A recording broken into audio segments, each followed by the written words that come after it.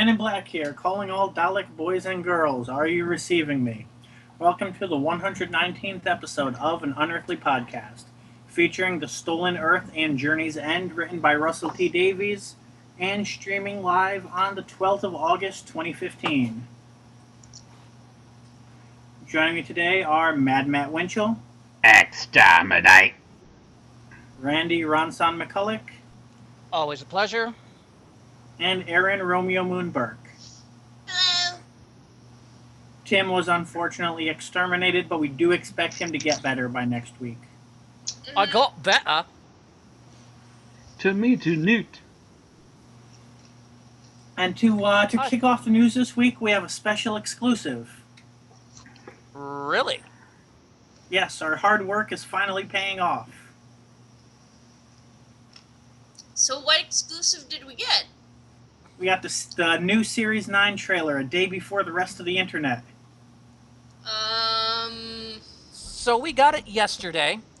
Nice of you to bloody well tell me. I could have taken time off from playing Path of Exile to dissect it scene by scene and have a whole commentary ready.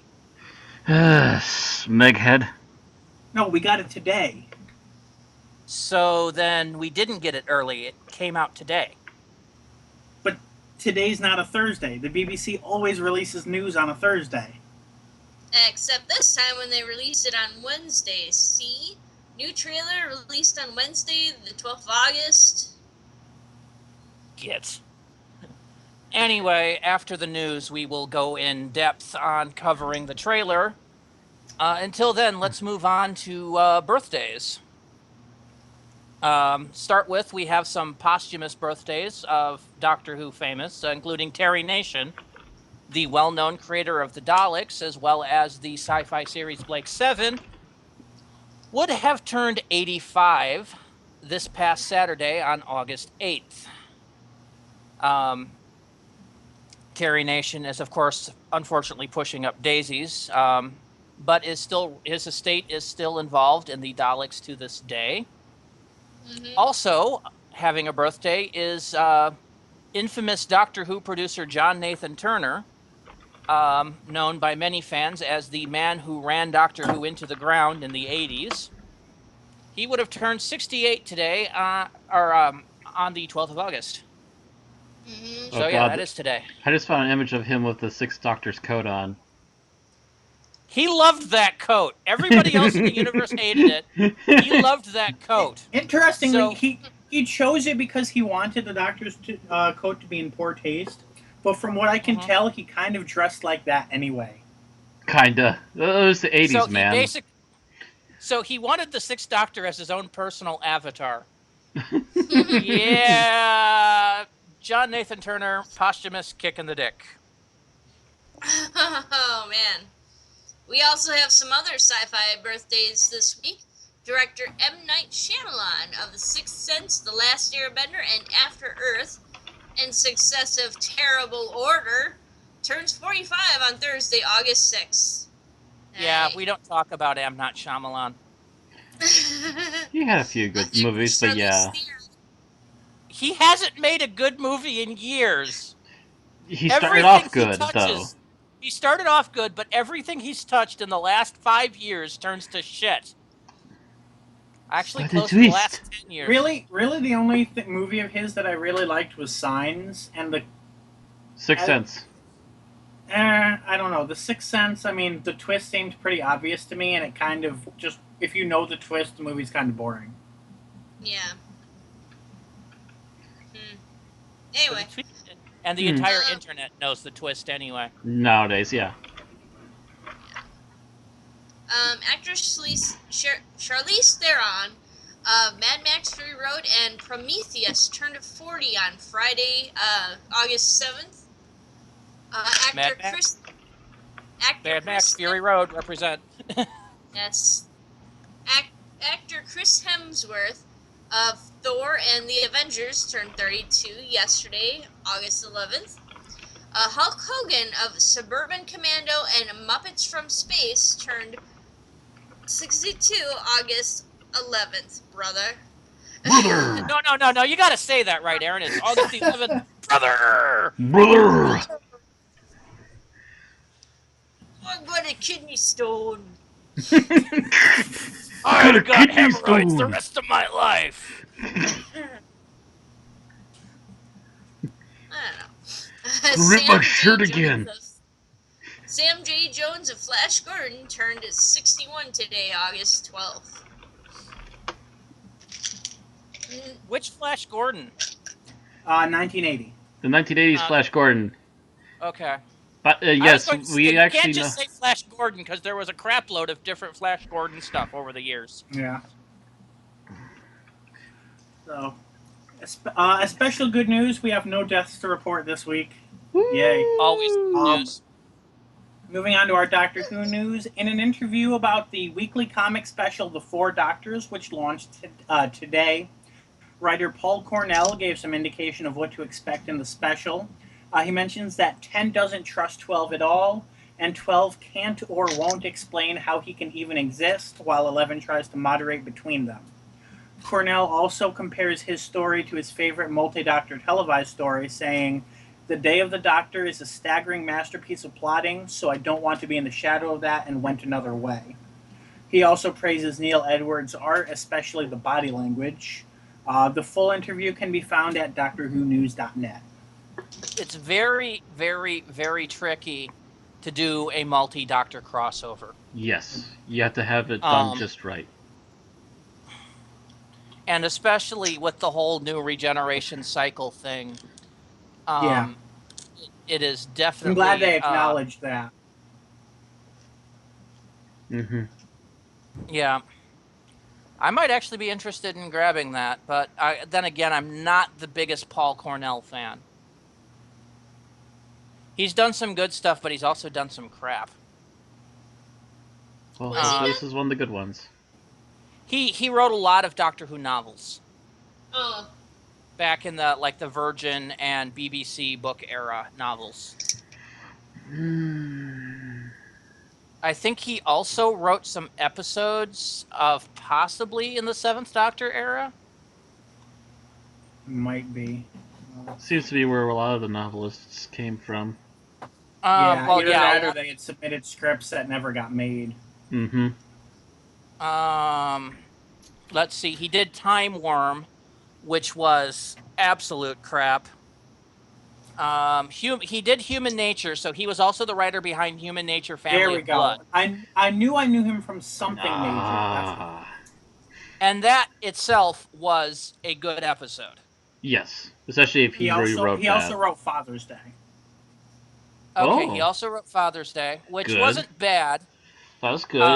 It's not any failings on Father's Day was because of the prop designers and costume designers, not the writing. Mm-hmm. He also wrote Scream of the Shalka. Ooh. Okay. So far, you're naming a lot of mediocre to good stuff. It seems like the more modern stuff is good. Yeah, it's a lot of what I don't like is I read a lot of his books back in the day, and he had a tendency to kind of go sideways. I read like Shadows of Avalon, which was kind of bizarre. So if he's gotten a better grip on himself since then, more power to him. He also writes a lot of comics. Shadows of Avalon, that was the introduction of Juliet Landau as Romana, wasn't it? Except she wasn't cast by then. I don't remember. Head tilt. Let's see. He wrote Wolverine, Dark X-Men, Fantastic Four. So he's written a lot of big stuff for Marvel. Oh yeah. Captain Britain and MI-13, which I remember reading and liking a good chunk of. So he apparently when he was writing the Doctor Who novels, he was still working on his craft, and since then has grown into a much better writer then. So yeah. So yeah, I might actually have to pick this up then. We'll see how he's changed then. Might be good. All right. Speaking of BBC Books, they've announced 3 new novels to be released on September 10th.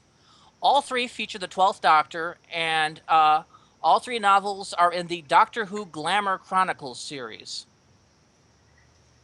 The first one, Royal Blood, is Una McCormack's third Doctor Who novel. The city-state of Varus is falling. Duke Aurelian is the last of his line. His capital is crumbling, and the armies of his enemy, Duke Conrad, are poised beyond the mountains to invade. Aurelian is planning to gamble everything on one last battle. So when a holy man, the Doctor, comes to Varus from beyond the mountains, Aurelian asks his blessing in the war. However, all is not what it seems in Varus. The city guards have lasers for swords, and the halls are lit by electric candlelight. Aurelian's beloved wife, Genna, and his most trusted knight, Bernhardt, seem to be plotting to overthrow their duke, and Clara finds herself drawn into their intrigue. Will the Doctor stop Aurelian from going to war? Will Clara's involvement in the plot against the Duke be discovered? Why is Conrad's ambassador so nervous, and who are the ancient and weary knights who arrive in Varus claiming to be on a quest for the Holy Grail? They have lightsabers? Wow. That sounds like a hectic story. This is going to be awesome. Big Bag Generation is the second novel. It is by Gary Russell, script editor for Doctor Who and Torchwood, former editor of Doctor Who magazine, and former producer for Big Finish Productions' Doctor Who Main Range, among others. Nice. And the plot is Christmas 2015, Sydney, New South Wales, Australia. Imagine everyone's surprise when a time portal opens up in Sydney Cove. Imagine their shock as a massive pyramid now sits beside the harbor bridge, inconveniently blocking Port Jackson and glowing with energy. Imagine their fear as Cyrus, the mobster glob, Professor Horace Johnson, and an assassin called Kick arrive to claim the glowing pyramid. Finally, imagine everyone's dismay when they are followed by a bunch of con artists out to spring their greatest grift yet. This gang consists of Legs, the sexy comedian, Dog Boy, providing protection and firepower, Shorty, handling logistics, the Trowel, in charge of excavation and history, and their leader, Doc, busy making sure the universe isn't destroyed in an explosion that makes the Big Bang looks like a damp squib. And when somebody accidentally reawakens the ancients of time, things get a whole lot more complicated. Wow, so far these stories are all sounding amazing if they're done right. And the third novel is called Deep Time. It is Trevor Baxendale's 10th novel, including both Doctor Who and Torchwood novels. Ooh. And the summary is, the Farron disappeared from the universe over 1 million years ago. They traveled among the stars using roads made from time and space, but left only relics behind. But what actually happened to the Farron? Some believe they were eradicated by a superior force. Others claim they destroyed themselves. Or were they in fact victims of an even more hideous fate? In the far future, humans discover the location of the last Farron road, and the Doctor and Clara joined the mission to see where the road leads. Each member of the research team knows exactly what they are looking for, but only the Doctor knows exactly what they'll find. Because only the Doctor knows the true secret of the Farron. A monstrous secret so terrible and powerful that it must be buried in the deepest grave imaginable. I didn't mean to interrupt, but when I saw that, my first thought was, another one of Rassilon's conquests. And Bill will not be at GeekCon this year, so I can't kick him for that. Yeah, all three of these sound really amazing. And if I wasn't in the middle of reading Warcraft novels, I'm still tempted to start getting these and start reading them. These sound really, really good. If it weren't for the fact that I need an extra paycheck this month just to pay for the things I'm already committed to, I would buy them. If it wasn't for the fact that I need a paycheck, period. Yeah. Yeah. All right. Anybody who has been following Big Finish casting news won't be surprised by the next piece. Dan Starkey, best known by fans for playing the comic relief character Strax, alongside a same-sex duo of Victorian investigators in Doctor Who, has already been cast by Big Finish. This week, Big Finish announces that Dan Starkey is going to be playing Strax in an audio special alongside a same-sex duo of Victorian investigators from Doctor Who. Only not the two you're probably expecting. Jago and Lightfoot from the Talons of Wang Chiang have long been a member of Big Finish's Doctor Who spin-off and Strax. after suffering a disorienting attack, mistakes the two Victorian investigators for Jenny and Vastra and moves into Lightfoot's home. Together they are on the trail of a creature that is stealing brains, which may or may not be linked to a haunted house in London. You know, I twitched when I first saw this news article because, of course, you know, Strax with Iago and Lightfoot was kind of what the hell. It sounds very contrived. Yes, it does.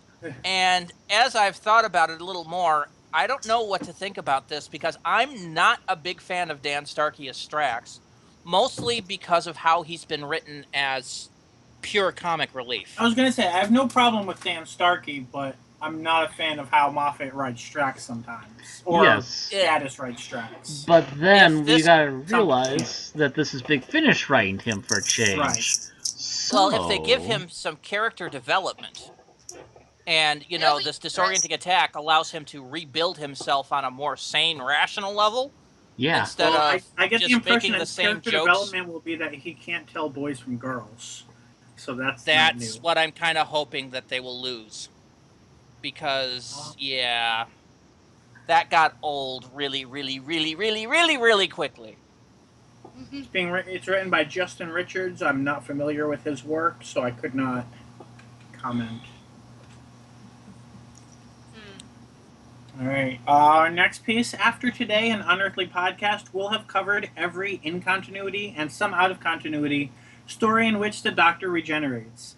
Next week, that will no longer be true. The Sixth Doctor, The Last Adventure, has been pushed forward from its September release date to August 17. We will be covering that at some point this year, but probably not on release due to conventions and other things that are going to eat up time. Our schedule is remarkably tight. This year, yes.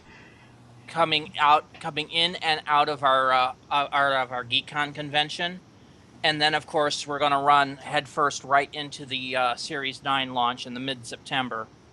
So we already have most of what we're going to be broadcasting planned up through the launch, and then of course we will be covering Series 9 pretty much as it happens, meeting the following Wednesday or whenever we decide to schedule to discuss the episode that week. And then once the series is over, we can look at what we're doing next, and that's one of the first things on our list of stuff to cover.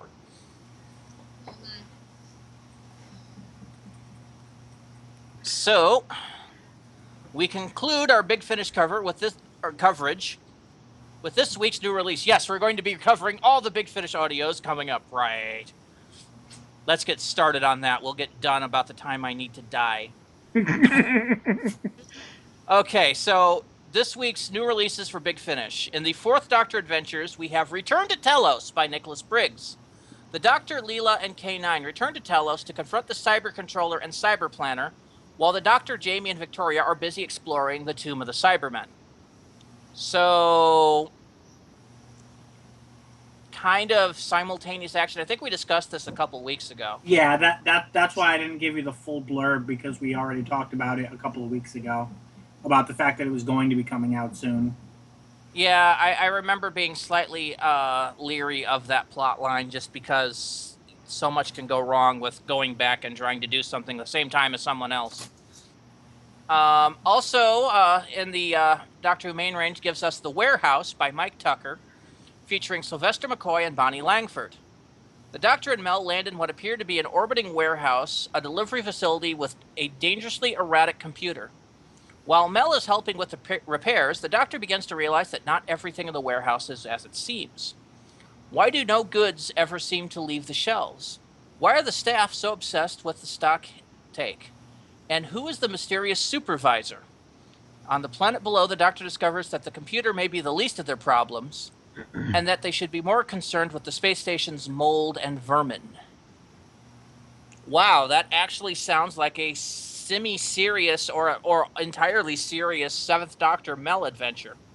Yeah. Usually, when you see the Seventh Doctor and Mel in an audio, it's going to be remarkably silly. And granted, this is a direct sequel to the Daleks are using capitalism to take over the Earth. So how serious it actually turns out is questionable, but at the same time, it sounds interesting. So what, is this going to be Davros as the supervisor?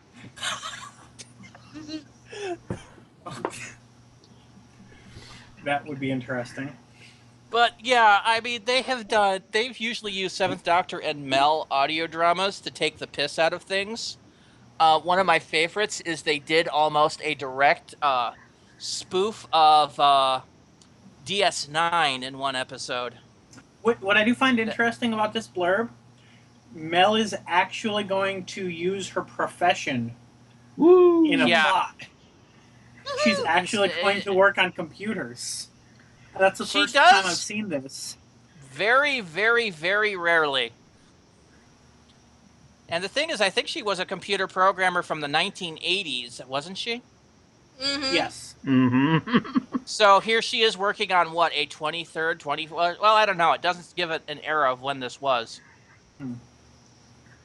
That's the problem. She's a computer programmer from the 80s, where things like COBOL were, the big thing. That's why they couldn't. That's why the Doctor couldn't bring her back to Earth on the 80s, because she would have completely revolutionized the industry after seeing. Well, after the 80s, the computer industry was revolutionized by the creations of things like Java. Java, which is still a pain in our necks. I'm just saying, there was a complete revolution. By the mid-90s, COBOL was a dead language. It's the Latin of computer programming. Then why is one of the courses that I was looking at when I was I'm planning to be registering for university courses. One of them was a course on COBOL, and I exactly. Why are there still courses on Latin? Why do they still teach Latin, Bill? Archaeologists need to know Latin. You are becoming a computer archaeologist, Bill. Biologists need to know Latin. There are still 1980s era legacy systems out there working mainframes that still use COBOL. That is why they still offer a course, because some of these companies still want to hire people to take their existing COBOL programs and move them to a more modern platform. NASA shuttles still kind of use those kind of computers too, because they're reliable. Think of Russia. What shuttles? NASA doesn't have any shuttles. They mothballed them all. They still, not lately, but they still do it. They're getting one last the shuttle ready to check out whether the moon is an egg or not.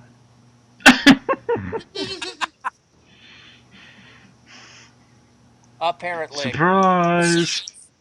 Would you actually want to fly in a shuttle running Windows? Depends on which version of Windows. Houston, we have a blue screen of death. 95 ME Vista or 8, Matt? No. No to all of the above. Houston, all of my screens just turned blue. Please advise. Well, they call it blue screen of death for a reason. My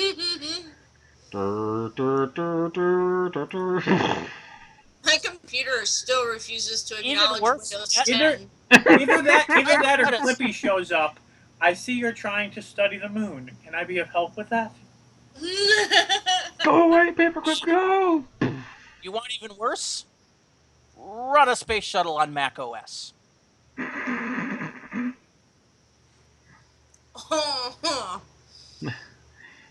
Mac OS. The only computer system that actually fries itself when you don't do anything.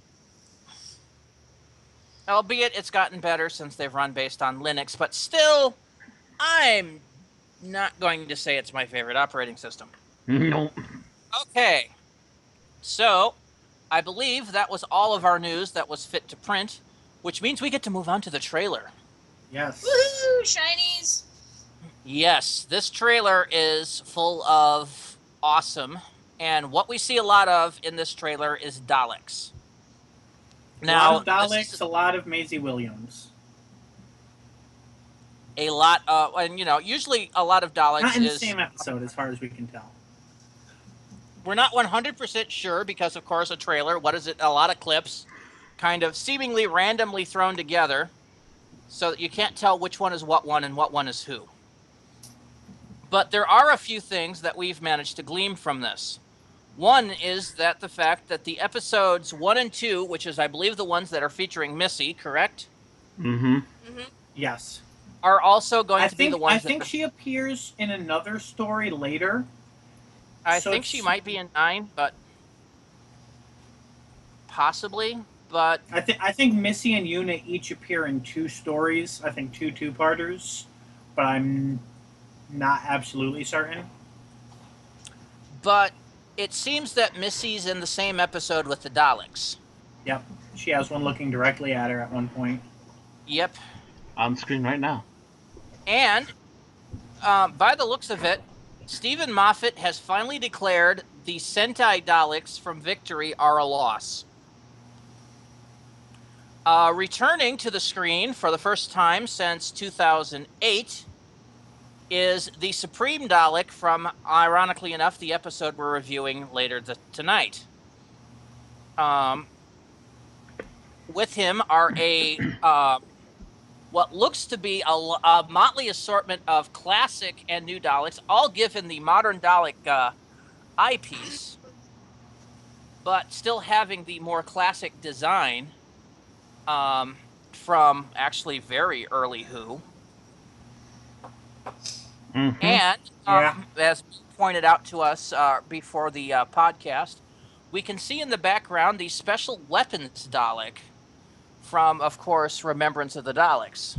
And Asylum of the Daleks, which is probably why it's here. I don't consider it to be an appearance in Asylum of the Daleks because it sat there and didn't do anything. No, I get you there. I'm just saying it probably wouldn't be here if they hadn't gotten it for Asylum. Mm-hmm.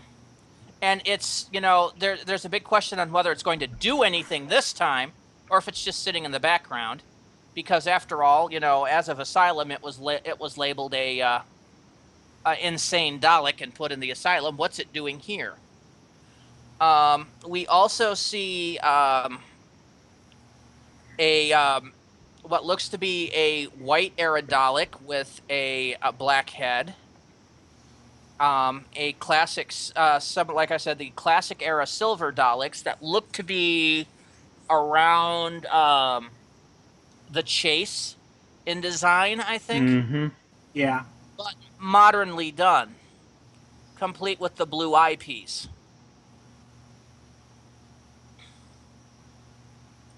So that's a very interesting Daleks. And the city that we mentioned in our first trailer, we get a larger shot of the city with a bunch of Daleks rising up from it.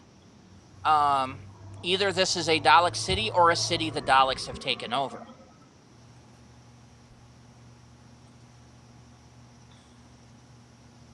Whichever, it's going to be relatively interesting.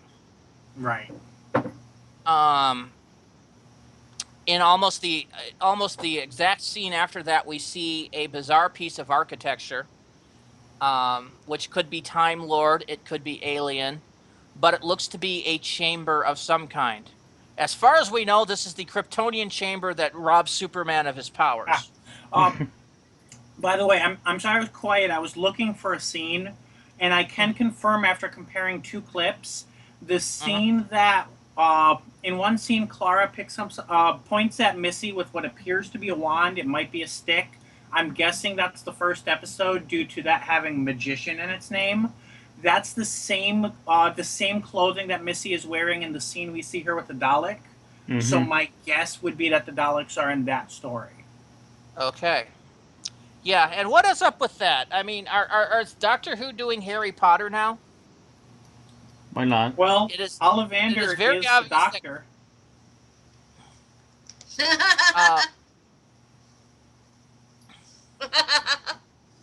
The War Doctor gave her a wand. The wand chooses the wizard, Clara. Oh God, you are obviously taking advantage of not being at GeekCon this year. If you show up next year, I'm gonna have to club you. It's gonna move up from dick kicking just to beat down. I'm gonna have to go over to the SC8 room and borrow some weapons. All I have to do is wait Excuse until me, you've I been need to beat the 36 shit hours. out of my co-host. All I have to do is wait until you've been 36 hours without sleep, and then just stay an arm's length away from you. Hey, Randy, I got an idea. We could always Clockwork Orange him with Manos the Hands of Fate. I hate to tell you this, Bill, but I'm not suffering insomnia the night before the con this year. I have knockout pills. But seriously, what is up with Clara pointing what looks to be a wand at Missy? I mean, obviously she'd be pointing something, but she's pointing a wand like she knows how to use it. Right. It's entirely possible that she's just angry and using a stick to point, but it's shot as though it's a wand. Yeah. Speaking of Clara, she's in about 6 outfits in this trailer. I'm tempted to go through this trailer again to see if she wears the same thing twice in any of those clips, but that might be an indication of how many stories we're seeing if they, depending on how many outfits there actually are. Generally speaking, an opening season trailer usually has the first, half season in it. Right. I mean, so she has a lot of different outfits in this trailer, so I'm kind of wondering how many episodes that's actually parsed from. Speaking of Harry Potter, though, not only do we have a wand, but also at around 14 seconds, we see a dragon. Mm-hmm. Yep. Yep. A big old, nasty, ugly dragon. We also apparently have zombies with... Harry Potter brings you to the dragon, whereas that would make me more think of the other co-star that appears a lot on this trailer, Maisie Williams from Game of Thrones. But I feel like that's not a crossover.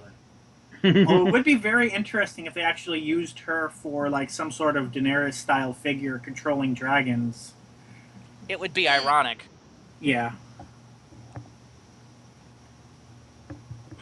Which we do see her in a shot with cat people in this trailer, so it seems that they will be appearing in at least one of her 2 episodes. Although, not the cat people we have seen from, the Russell T era.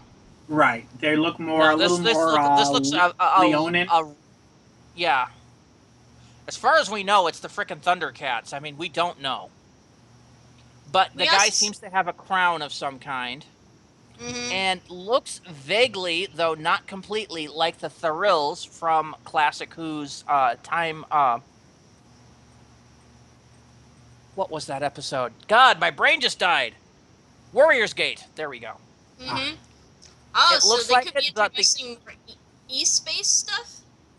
Possibly.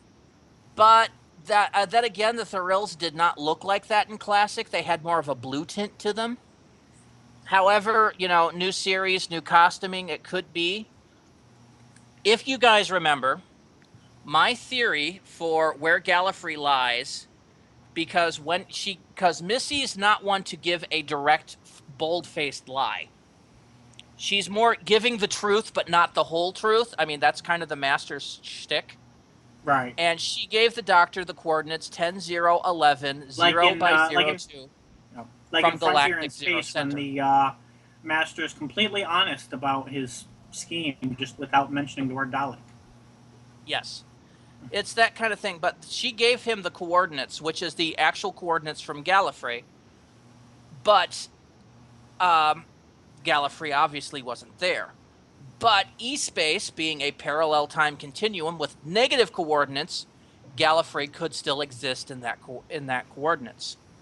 Albeit, that's where the planet Alzarius is supposed to be, but, deal with it. If that theory is correct and they do have to go to E-Space to find Gallifrey, that could be a new model Thrill. Maybe. I'm not saying it is. It's a random guess on my part, but it's a possibility. The fact that there's a lot of white around him is possible that we're looking at the Warrior's Gate. I don't know. Also, they breathe fire. Yeah, that I don't remember Thrill's doing. Yeah, I was curious about that, but I was wondering if it might just be a fire eater type of deal, like at a carnival or something. It's kind of hard to tell. And it's hard to tell from what we see exactly. Yep. And if I had my guess on what this plot might be, is they Missy somehow leads them on this madcap chase back, or the Doctor either figures out Missy's clue, or Missy leads them on a chase back to East Space or the Warrior's Gate, where they have the first part of this. The second part of it, they get to Gallifrey, and they discover that at least part of it was taken over by Daleks. Maybe. That would be a guess. And or if they're frozen in time, the battle of damn it, I'm blanking on the name of the city, but that battle might still be going on. Elysium. Wasn't it? What was the other? The outer city? No, Elysium is was something referenced in this one, but damn it, Gallifrey's second city, the fall of it's right on my tongue. Arcadia. Arcadia, that's it. Fall of Arcadia. Yeah.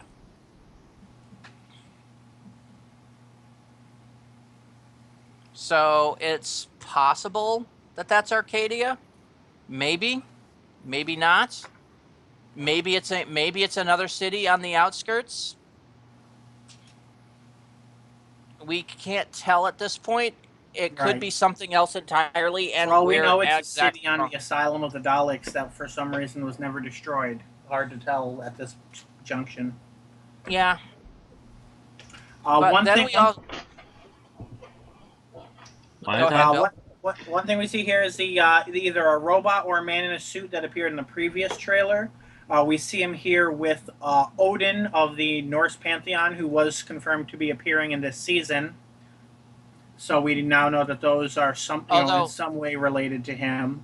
That might also explain why Clara appeared in World War II during Captain America: The First Avenger. She did? Jenna Coleman did appear in Captain America, yeah. Okay, I missed that cameo. I don't think it was supposed to be a crossover, but... No, I said cameo, not crossover. Right. I know, but I mean, I said it as if it were a crossover, and then you said she did, and I wasn't sure how you were taking it. No, I just missed I had missed her cameo appearance. Otherwise, Gotcha. I'd be hurting you more. I'm going to have to rewatch that. I think we're showing that at GeekCon this year. Mm-hmm. So, yeah, looking at Odin, he is definitely kind of a cyber Odin. Where's Cyber Odin? 33 seconds. Because it does look like he has some sort of scouter or cybernetic eye. Oh, okay. Don't say scouter, Bill, because I don't want Odin to appear on Doctor Who looking up people's power levels. Odin, what's his power level? 8,000! Bad Bill! Bad Bill! That's the first thing I think when I see something like that. I see Cyber Eye. Of course, Odin did, mythologically speaking, pluck out his own eyeball.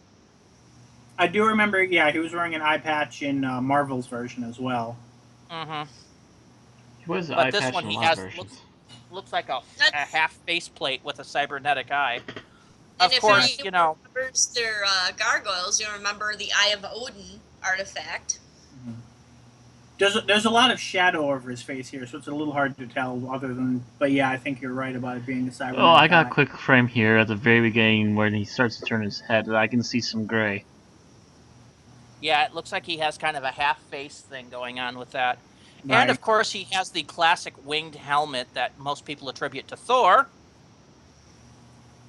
Yeah, and I'm yeah, not sure why Odin has he that. seems to be the one controlling these aliens. So of course he's not going to be Odin the god. He's going to be Odin the superpowered alien. Right.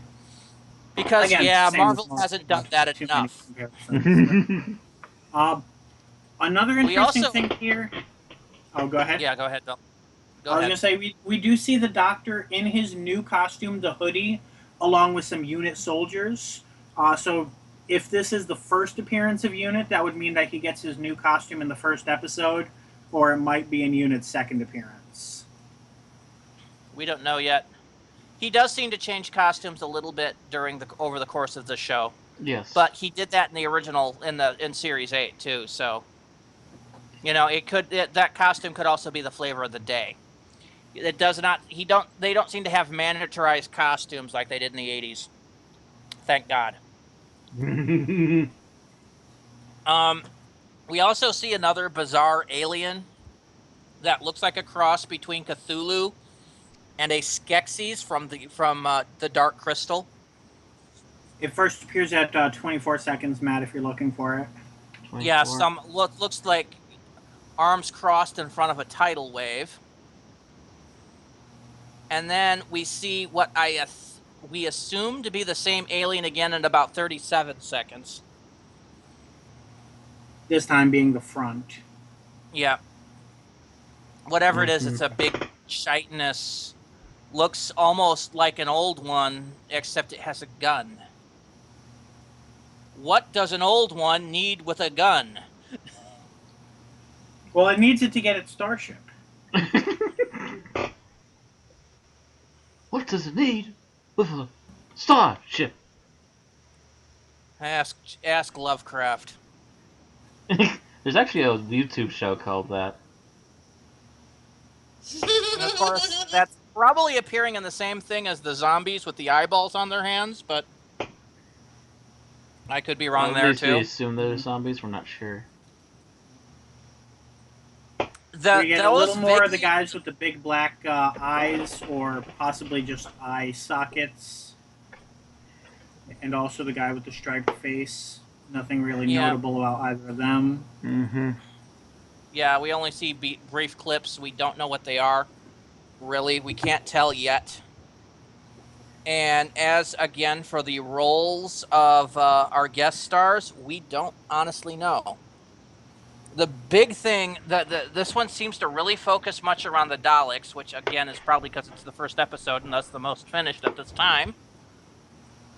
But, yeah, the big surprises there is the Supreme Dalek back, and the Special Weapons Dalek, and the classic Daleks, and the fact that it's going to be Missy and the Daleks. Mm-hmm. Yeah, that's definitely notable. We see the corridor they were running through in the previous trailer. This time they're being chased through it. But I guess being chased through corridors is nothing special for Doctor Who. Matt, go forward to that 45-second bit again. Yeah, I'm at it. Look at that door in the background. Does that look pretty much like a typical Dalek door to you guys? You mean the weird oval shape? The weird lopsided shape, yeah. Yeah, that looks like one of the old-fashioned doors again. Yeah, so we're looking at... You mentioning that brings attention to the roof, which I'm kind of wondering if it's on a ship? Like the wing of a ship? It looks like Dalek architecture. Is what we're pointing at. And if it's Dalek architecture, that's not going to be the wing of a ship. It's going to be a saucer ship. Well, I mean, like the edge of it, where it tapers down, and that's why it's going from high to low. Which it would fit for a saucer. Would also fit if it was in a Dalek city, which, again, going back to that particular clip, there is a domed Dalek city. One thing we did not mention... We don't know if that's a Dalek city. We don't know if it's a Dalek city or a Time Lord city or alien city. Mm-hmm. We just know it's full of Daleks. Mm-hmm. One thing we didn't mention, it's not as big as the Red Supreme Dalek appearing, but it is notable. At 29 seconds, there is a very clear black Saucer Commander Dalek. Yeah, it looks to be at the same scene because you can see the Supreme Dalek in the... he's almost entirely overlapped by the Bronze Dalek, but you can just see his eye stalk and the top of his dome. So it looks to be the same scene, only from a different angle and probably much earlier. Right. because it looks like in a few seconds they're all going to start swarming forward and be in that right position for where they were before. But yes, we see what we would think would be a Dalek Supreme, except the red one's called the Supreme Dalek, which is all kinds of confusion. Yeah, But that's why I usually, referred to him as a saucer commander. or field commander, yeah. And is that a gray Dalek up there on the top? Yeah, Mm-hmm. that's a mostly gray and black one up there. There's all kinds of Yeah. weird classic Who And Daleks in here. And that one doesn't have, or if it does, it's off the blue stalk. Interesting. And a lot of these older style Daleks we're getting, I'm thanking the Asylum of the Daleks budget for that, because a lot of them were brought back for that. They just had so little of a role that we kind of didn't care. We did care. We were angry. Yeah, but I mean, in terms of them specifically being there, they mostly sat in a room covered in dust. So Yeah, there wasn't as much attention drawn to each design as there is in this trailer. Mm-hmm. I'm just noticing that most of the other Daleks have been retrofitted with the blue eye stalks, which again shows that Moffat has given way and has turned to Russell T and said, "Yours is the Supreme Dalek. Mea culpa, mea culpa." But that one in particular doesn't seem to have its blue light on. It could just be either that or it's like off for some reason, or inactive at the moment, or Yeah. it's just too far away that we can't get, and the weird angle that we can't get the light. Yeah, it's possible. We will have to see. In that same shot, there's a bronze Dalek apparently breaking the fourth wall, staring directly into your soul. Which one? It's basically stage center, right between another bronze one and a gray and blue one. It seems to be moving around, so it's It looks more like it's looking at Clara. looks like it's I see. It's just the way that I paused it. It does seem it is rotating as I move the as I move the slider. Yep, you just got it so that the Dalek eyes they follow you wherever you move. I'm glad, in my opinion, that they stuck with the Russell T era Daleks. Speaking of Daleks, since there's already a remembrance reference here, do you guys think it's interesting the leather jacket with the skirt? Do you think that's in any way referencing Ace, or just a happy coincidence? I think it's just a happy coincidence. I think you're looking too much into it, Bill. Bill, you're examining something too hard, just like that article from last week.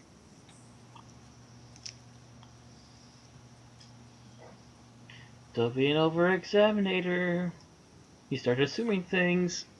I'm not assuming. That's why I said, what do you think? Not that I definitely feel a certain way or not.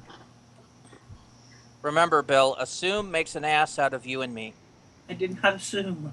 You assumed that I assumed. And you're assuming that I assumed that you assumed. Have we all assumed together? Cuckoo. As we follow each other into simultaneous nervous breakdowns. Now, here's a question, and again, this is not me assuming it, but this is something that I'm not sure how I would feel if they did. The last time we saw the Red Supreme, obviously, was in the same episode as the last time we saw Davros, and he was specifically created by Davros. Do we think that we may see a Davros here, or do we think probably not?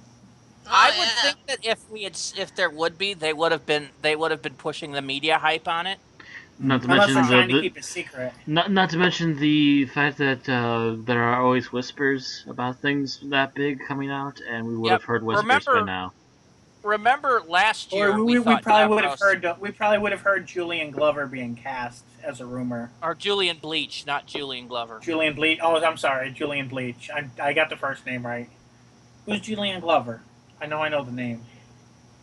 You're thinking of John Glover. I don't know. I have no idea who you're on about. Bill confuses me tonight. Anyway. There is a Julian Glover. Saying who he actually is. Indiana Jones and the Last Crusade and The Empire Strikes Back. Who the hell did he play? Oh, he plays Grandmeister Pycelle in Game of Thrones. So he is active, but not the one I wanted. And a name that you apparently just pulled out of nowhere. Anyway, the only Julian I had heard of spoken about a lot, I guess. Julian Bleach is who played Davros previously, and I'll be talking more about him later. Considering that's the episode we're reviewing today. Yep. But it's possible that they're keeping it a surprise. But I will remind you, last year we had briefly thought Davros would be coming back from the Life Preserves, Life Prevails trailer. Until I pointed out that was Nick Briggs. Until we decided it was Nick Briggs' voice, yeah. Mm-hmm. Because the internet was just flying with, it's Davros! Davros is coming back! And I'm like, a whole bunch of us are like, no.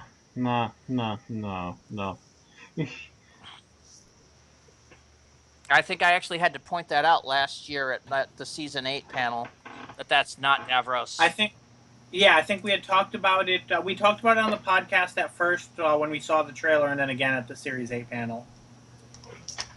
But no, it's so I would not think that to expect Davros. It's always a possibility when Daleks are involved that Davros will make an appearance. I just realized Davros, a Supreme, a Black Dalek, and Missy all in one episode would be a little crowded. Mm-hmm. Yeah.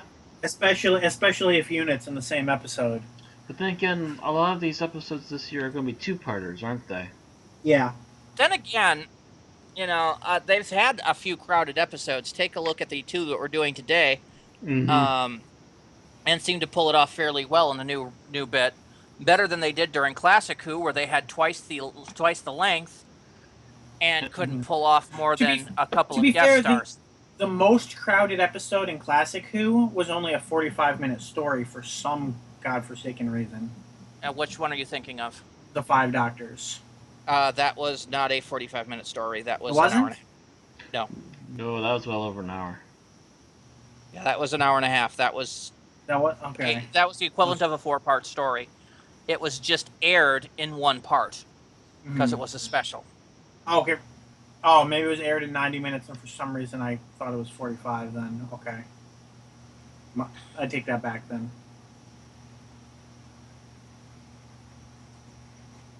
It was crowded, and I think a big chunk of that crowd was the fact that it was also trying to fit 20 years worth of continuity into one show. Yeah.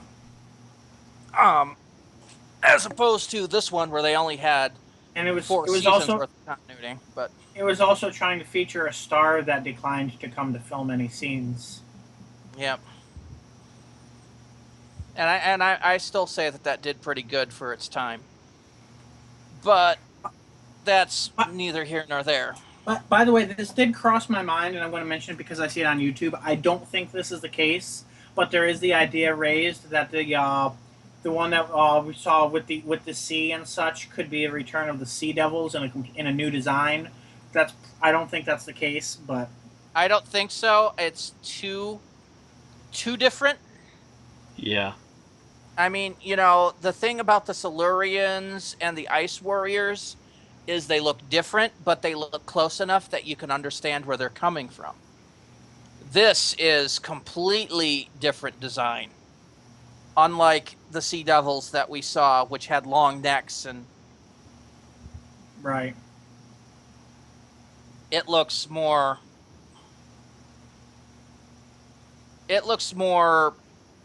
Lovecraftian. I have to say Lovecraftian. Mm-hmm. It's got weird spikes. It's got this weird kind of coral thing going on for his skin. This chitinous look. Yeah, it does not look to be the Silurian's cousin. This looks to be... Actually, that helmet looks vague, or the headpiece looks vaguely like the, oh God, what was that alien race? Christmas Invasion. The Sycorax, I think? It looks vaguely Sycorax-like.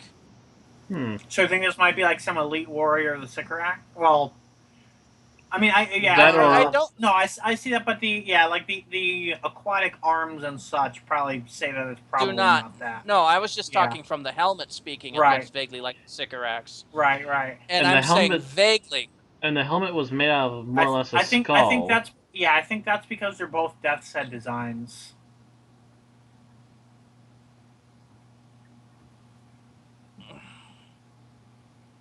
Oh yes, and we also have Zygons, and Zygons I galore. think They they're don't supposed do to be in the anything same new. episode.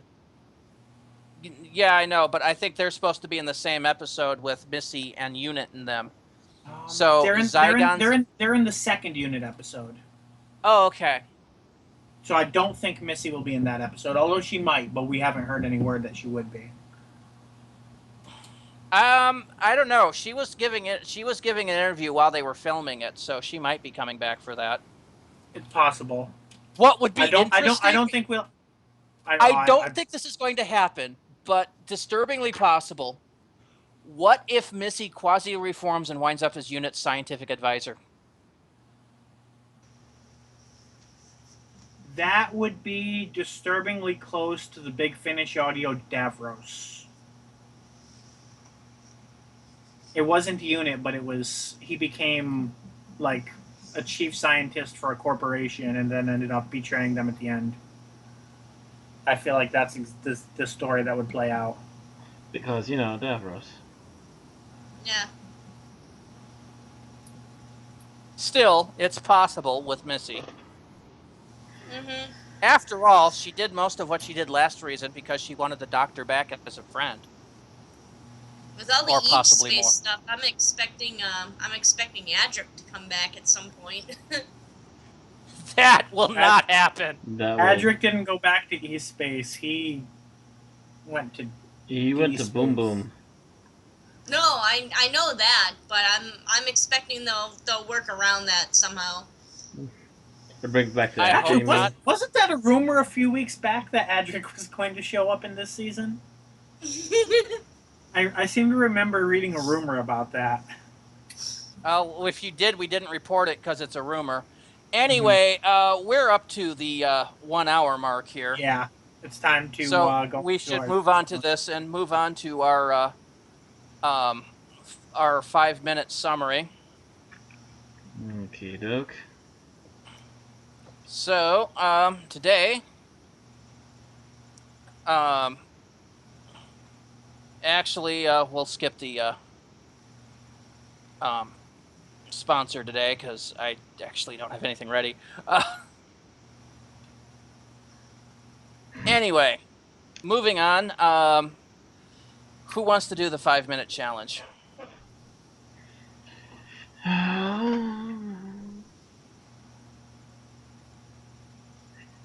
I think it's almost my turn, is it not? I don't know. I haven't done it in a while because y'all have been doing it. Aaron does not get to do it. Oh, why? I had so much fun last time. Because you gave everyone a hemorrhage. That's why. Because I went into Deadpool mode, sitting here going, make it stop, make it stop. I have exactly one joke planned for the summary and nothing else prepared, and when I don't prepare it, then it tends to be very non-linear and wibbly-wobbly ball of plotty-waddy stuff. So. So I suppose I could cover This it again episode today. is a wibbly-wobbly ball of plotty-waddy stuff. Welcome to our show. You don't have to be mad, but it helps. Actually, I'll take this one, Matt, because I haven't done it. Okie doke. All right, so get your stopwatch up. It's ready. All right. Count. Give me a countdown. All right. 5, 4, 3, 2, 1, go. Okay, so this episode starts almost as part 2 of a 3-parter from the very end of Turn Left, where the Doctor has learned that Donna has been contacted by Rose Tyler and has mentioned the words Bad Wolf. He had just seen Bad Wolf everywhere and flew quickly back to Earth, where he discovers at the beginning of this that everything seems to be normal. Everybody's fine, everybody's doing something. He runs back in the TARDIS to do a scan, and the Earth is promptly vanished. All that's left are a few rocks in space. The Doctor briefly doesn't know what to do, and decides to take Donna to see the Shadow Proclamation. Meanwhile, on Earth, they have found themselves in darkness with a whole bunch of planets appearing in the sky. 26 other planets, if I recall. Mm-hmm. And a big blob out there of some kind of artificial construct. People that are taking note of this, of course, being Sarah Jane Smith from the Sarah Jane Adventures and Captain Jack Harkness and crew from Torchwood. Also Martha Jones, who is currently working for UNIT. Suddenly, a large amount of things come out of this artificial construct and heads towards Earth. They get a transmission with, of course, the words, "Exterminate." Sarah Jane gasps in horror, and Jack basically goes, "There's nothing I can do, we're all dead." Meanwhile, the Doctor goes to the Shadow Proclamation, and after a bit of trading credentials and a bit of surprise on the part of the Shadow Proclamation, discovers, of course, that Earth isn't the only planet missing, that several others have also been kidnapped. After a little back and forth with Donna, he realizes that they've not only been kidnapped from space, but from time as well. They total up the amount of worlds, and the projection adjusts to basically show that the worlds fit together like the gears of an engine, creating something huge and powerful. The Doctor tries to theorize what it is, talks to Donna a bit, and Donna makes the connection between the bees disappearing and the planets disappearing. The Doctor thinks that the bees aren't so much disappearing as they've gone home and left a gigantic trail. Whatever kidnapped the planets has been using the same trail, and the Doctor decides to follow it back. Shadow Proclamation tries to commandeer his vehicle to declare war, and the Doctor blows them off, of course. Meanwhile, the Dalek invasion of Earth, Part 2, or Part 4, or Part something, is underway. The human race has no choice but to submit to Dalek authority, because, of course, the Daleks are just that badass. There's a brief resistance on Earth. We also see Wilfred Mott and Donna's mother, briefly. They tried to propose resistance with a paintball gun, stupidly enough, and are about to be exterminated when who saves their butts but Rose freaking Tyler, who shows up. She takes them back to their house to basically begins hearing a communication over a laptop between various people. These people include Captain Jack Harkness, Sarah Jane Smith, Martha Jones, and Harriet Jones, former Prime Minister. Yes, we know who she is. They decide to try to make a last-ditch effort to contact the Doctor using all the cell phones of everyone on the planet, boosted through the rift and fired into space. This manages to contact the Doctor, who has just arrived at the Medusa Cascade, where the trail ends, and the phone message allows him to basically ride the path in and see the planets. He's having a cheerful reunion with all of them. Meanwhile, the Daleks have exterminated Harriet Jones. We knew who she was. And that brief, joyful reunion is cut short by the appearance of Davros! The Doctor's in shock, having thought Davros died in the Time War. Davros is boasting on creating a whole new Dalek empire. And the Doctor flies to Earth, and everyone teleports to him, and he is briefly reunited with Rose before a Dalek shoots him through the chest. They drag him into the TARDIS, where he's forced to regenerate. Or so we think. At the last second, he blasts the regeneration energy into his hand, meaning he gets all the healing and none of the shape-changey bits. Afterwards, the Daleks force him out of the TARDIS and transduct him to the Crucible, where Donna somehow manages to stay behind in the TARDIS. It's closed, and they try to destroy it. Donna is, of course, freaking out as the hand, which has been glowing, breaks 3 of its case. Donna touches it, and it grows into a whole new David Tennant. What the hell? Every fangirl's greatest dream. Not only that, but it's a naked David Tennant. Every fangirl's bigger dream. There's a little bit of back and forth there as the Doctor discovers that he has only one heart as human and is a bit Donna by his attitude.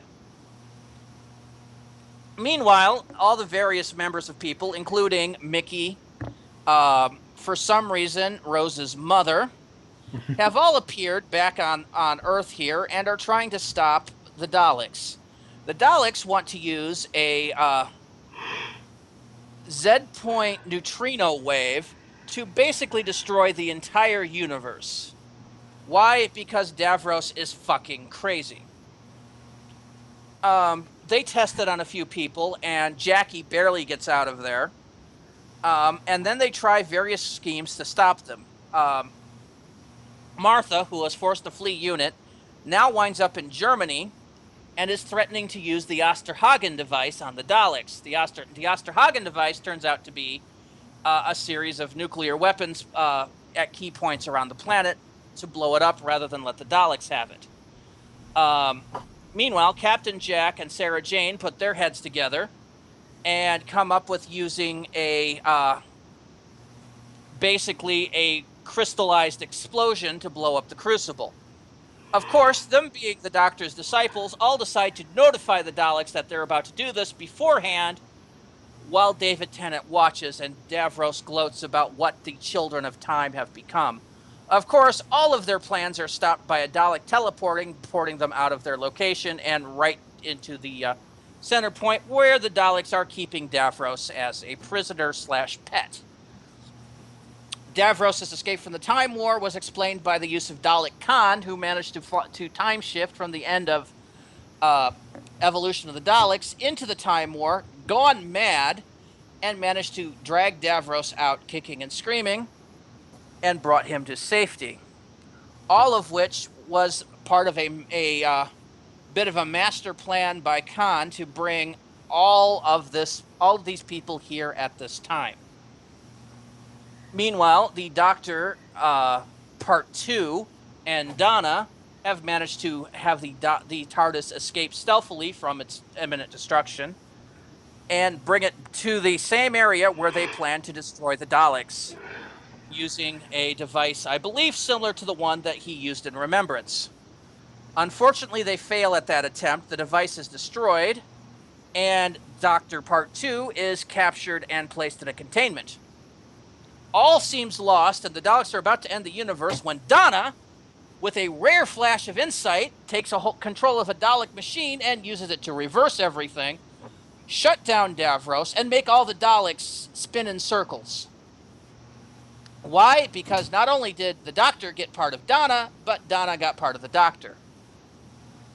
She makes several very Tennant-esque speeches, controls everything, and everyone starts escaping into the TARDIS when Doctor 2 realizes the fact that this level of Dalek Empire could destroy the universe on their own, and sets the machine to blow up all the Daleks and Davros and the Crucible, sending all the planets back, although Tennant is not very happy, or I should say 10 is not very happy with 10-2's actions. Davros names the Doctor the destroyer of all, and disappears, though we do not know if he's destroyed the explosion or manages to escape.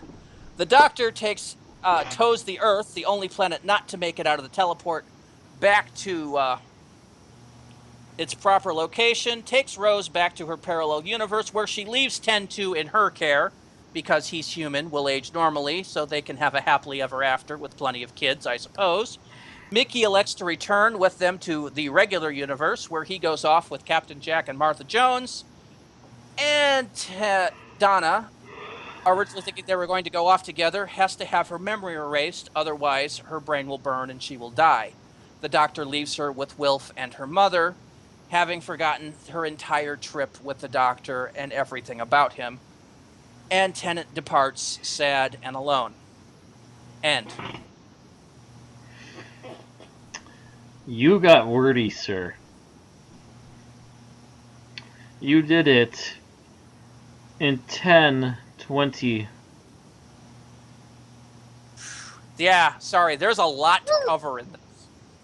Mine was shorter. I could have ironed it shorter too. Yeah, there's a lot to cover, and there's a lot that goes on in these 2 episodes. Yeah, you have to cut some of the fluff. You gotta cut some of the edges off to make it all fit into a quick 5 minutes. I knew I was hitting the 5-minute mark when I hit the end of the first episode. Just about.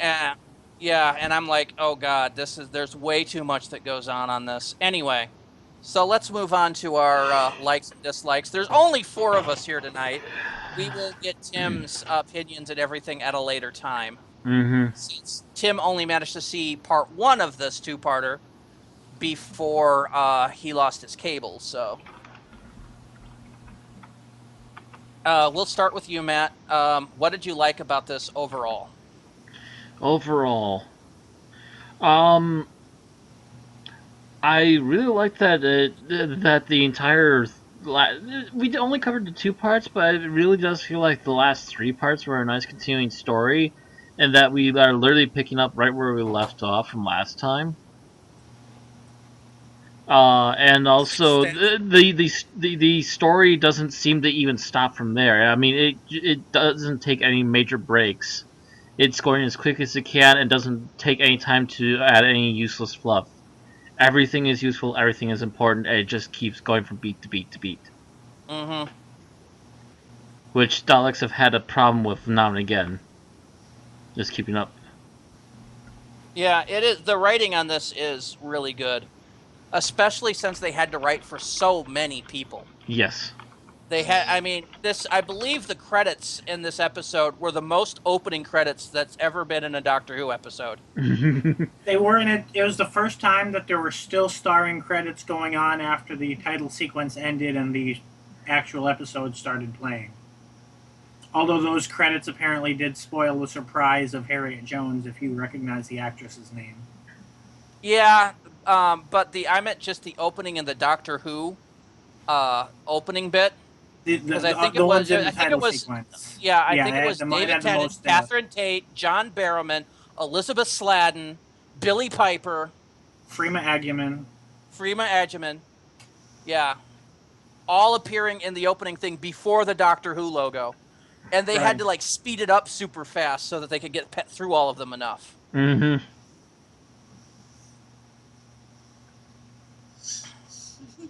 So they just basically got spammed at you.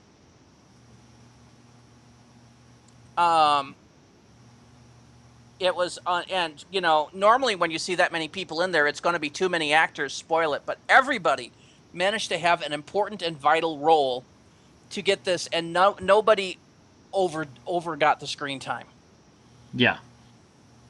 So, Bill. Can't make me pick one. I will pour my regeneration energy into Catherine Tate and become 3 of myself so that I can pick enough points. No, you can't. You only get 1 life. You only get 1 because there's 2 other people that have to pick favorites. If you pick everything, I'm going to be sitting here with nothing. I'm going to... This was an extremely difficult choice for me because there are so many things I wanted to choose. I'm going to say Graham Harper's directing. Good choice. Graham Harper is a directing god. I wish Stephen Moffat would utilize him a bit more. Yeah, yes. This episode was brilliantly directed, and it's just... There are some cheesy moments, and I'm actually going to blame the producer on that because we know how Russell likes things. Mm-hmm. But it's good cheese. The directing was... Yeah, I mean, and those were... Yeah, that's like nitpick amount of cheese versus still a brilliant direction, even if it was Graham Harper's decision. Mm-hmm. Okay. All right, Aaron, how about you? Yay! I like the idea of bringing together all these different people, and it really kind of worked with me. Worked for me. I enjoyed seeing the interactions. Even though it paints Rose in a rather kind of not very good light, it's still kind of builds on her character to see how jealous she gets just seeing Martha there. She has no idea who Martha is, and you kind of come to realize that when you see it, it's like, oh yeah, she wasn't around for this, and oh man, what must she think of this? And well, and then there's also Captain Jack and Donna and Donna's interactions with him, which is great. I don't know. It's just nice to see all these companions and pseudo companions, all these people who have all these characters who have shown up and just kind of working together to really make a great story. All right. And my favorite thing, Davros. Oh dear God, when he first shows up and pretty much throughout, he really is what makes this particular story work. And the fact that they keep him a secret and keep him in shadow for so long. Until the grand reveal. And then you discover he has already been turned on by his Daleks and prisoned. This works. It's basically Davros' storyline distilled into one two-parter, and yet it all works. Yeah. All right, so what didn't you like about this episode? Matt? Oh, what I didn't like about this episode. Oh God, I don't want to steal that one because I know Brandy's gonna want to rant on that one. Something else. I think a couple of the background characters didn't get enough time, but then again, at some point you have to kind of say, well, what else are they gonna do? A little bit, but I feel like some of the other characters kind of got forgotten. Even Sarah Jane kind of seemed almost pushed it back until she had the crystal thing towards the end. She was kind of backgrounded. And I think some of the other characters suffer from it too. All right, Bill. I'm gonna say the rising action in episode 1 just went on too long. It kept building up and building up without any dropping action, and that went on a little bit long. All right. Aaron. I think some of the CGI was a little bit cheesy. Yeah, some of this, especially when they're crossing the Medusa Cascade and you see the TARDIS and the planets, it really looks like the CGI deliberately tried to make it look like the old school TARDIS on strings. It was kind of jerky and hinky, and I looked at it, and it looked fine when I remember seeing it in 2008, but looking back on it now, I'm just like, wow, that was really bad. Really bad in a good way? No, just bad. I best my little model on a string. So what I didn't like about this episode in general, Davros. I liked that he was there. He was great for the plot, but at the same time, Julian Bleach was not the greatest choice for him, because Julian Bleach could not quite hit the level of hysterics that you need for Davros. Oh, I don't know. He hit some pretty high hysterics. No, I was watching this, comparing him to Malloy, who is by now the definitive Davros, having played him the most. And he did grim-dark Davros very well. I think better than Malloy could. But Malloy's hysteric yelling is 10 times better than Bleach's ever could be. Yeah.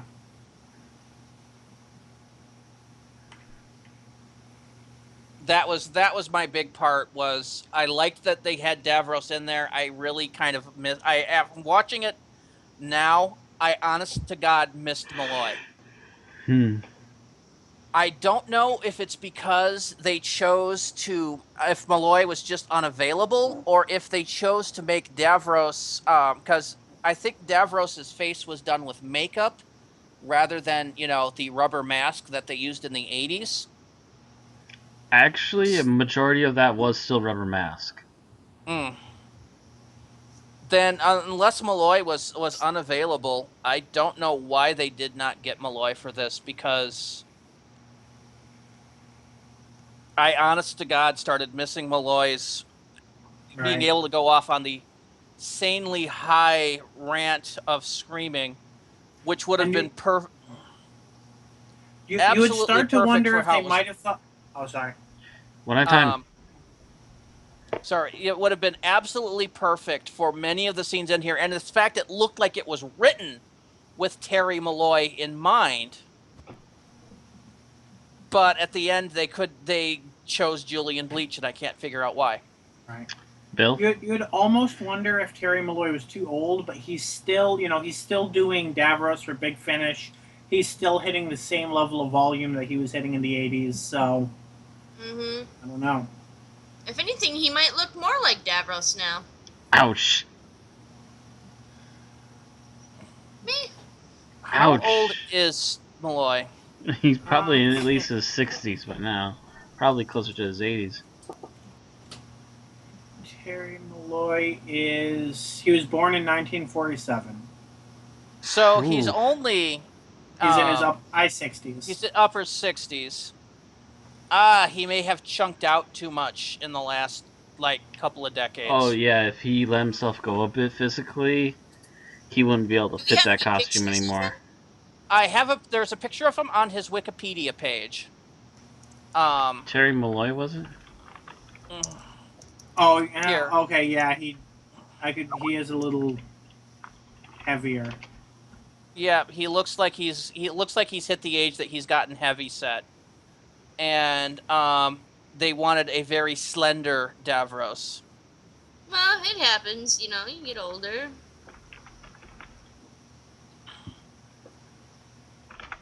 I just don't want anyone to hear this and start, developing eating disorders. No, it's not that. There is an age, and especially in males, usually in their 40s to early 50s, where their metabolism just goes to the floor. Yeah. I don't have to worry about it because I've got no metabolism already, and I've already hit that stage. But in particular, a lot of... I think Bill Cosby referred to it as 49 was the correct age, where your body metabolism just drops, and you tend to get a level of flab. Yeah, he it also does seem happens a around bit... 20, I guess it happens the second time. I don't know if it's so much flab, just that he's kind of become broader shouldered in particular. Right. He seems a bit too wide anymore to quite fit that slender outfit. Either way, he's not the same build as he was in the 80s. Yes. Right, he's not the Davros build anymore. He can't do the tiny do the man. He can't do the tiny man in the bath suit. chair. Yeah. I almost wish, though, that they had used Julian Bleach physically and overdubbed him with Malloy. Yeah, that could have probably helped. That would have been the best of both worlds right there. Yeah. After all, it worked for Darth Vader. Mm-hmm. Right. Although it's a little bit hard to lip sync. You don't have to worry with Darth Vader. Darth Vader had no moving mouth. I don't know. You could still pull it off. They did it with Darth Maul. A lot of actors have been known to actually overdub their lines in post anyway. Yeah. Because sometimes their microphone just wasn't picking them up properly. Oh, that's a nice picture of Malloy. He's got a white and gold Dalek looking over his shoulder.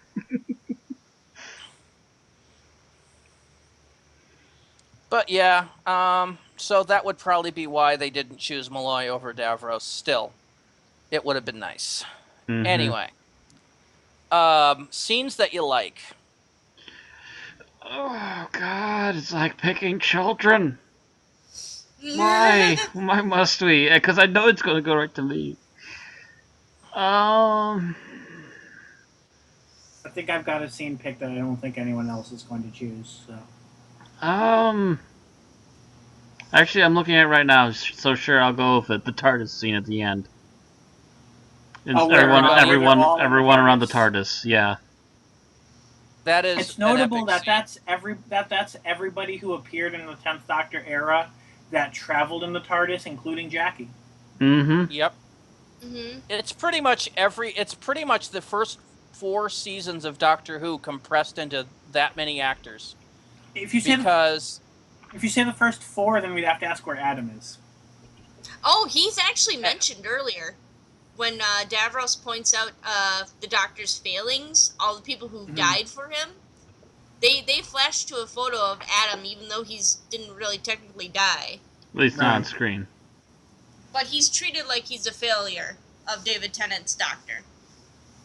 well, he's a failure of the Doctor. Of the Doctor, Of the Doctor in recent history. There's a few references back to the first series of Doctor Who. In this, and Tennant treats the stuff as if it was his. Right. Yeah. So, because it's still supposed to be the same person, even if it's a different actor playing the role. So that was actually good to me. Who was it? Flynn, that used to argue that each Doctor's success and failure should be taken only on the account of that actor's, and I was viciously opposed to that particular. I have been and always will be. Yes. Davros' obsession with destroying the universe is a failure of the Doctor, regardless of the fact that Tom Baker is retired. Yes. Mm-hmm. The fact that Davros is a player is really a trademark or a failure of the Doctor's. That's questionable because the Doctor didn't really do anything that affected Davros, whether or not he was brought back.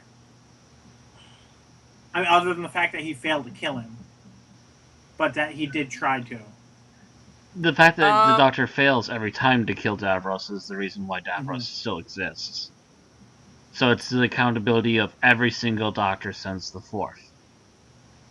I don't know. I think the Doctor's interference in Genesis is somehow what triggered Davros' paranoia enough to have the life support system built into his chair. Mm-hmm. And prior to that, the Daleks weren't able to go back to get Davros. And they were, but only because of the 4th's meddling. So everything since Genesis is because of the Doctor's failure.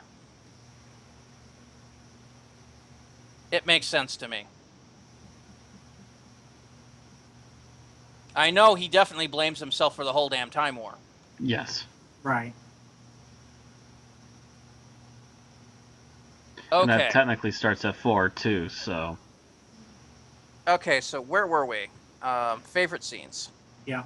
How do we get sideways from the great scene with all of them together to talking about what the Doctor played? Okay. That was Bill's fault, I think. No, because you mentioned each Doctor's failure as themselves versus... No, you started a tangent, Bill, because we were talking about how everyone good would run the TARDIS. Well, now we're tangenting about tangents. Yeah. Sound like break the cycle. So, Bill, favorite scene, go. The scene that always stands out to me when I watch this special is the scene where Martha meets Rose. And it's just... There's just so much emotion in Freema Agyeman's performance that scene just always stands out, because that scene is sort of the defining moment of Martha's season, except a year later.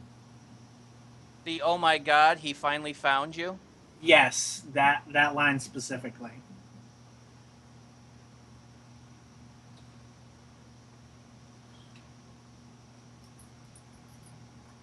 All right. Aaron, favorite scene? The headquarters of the Shadow Proclamation. Because we finally get to see the Shadow Proclamation, and it's this big... It starts out as this big, exciting, oh shit, the Doctor's got backup, we're gonna go storm the Medusa Cascade and rescue everybody. And then it just falls into, like, oh god, they're taking the TARDIS from him, and they want him to, like, lead them into war. Just imagine if they part had, due. Yeah. Huh? Just imagine if they had the budget for the scene that Russell wrote.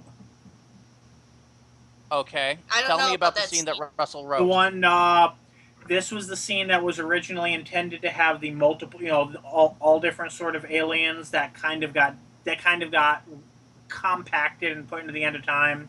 It was intended to have adult adipose, a few other species, but ultimately they realized that would just destroy the budget for the episode and scrapped it.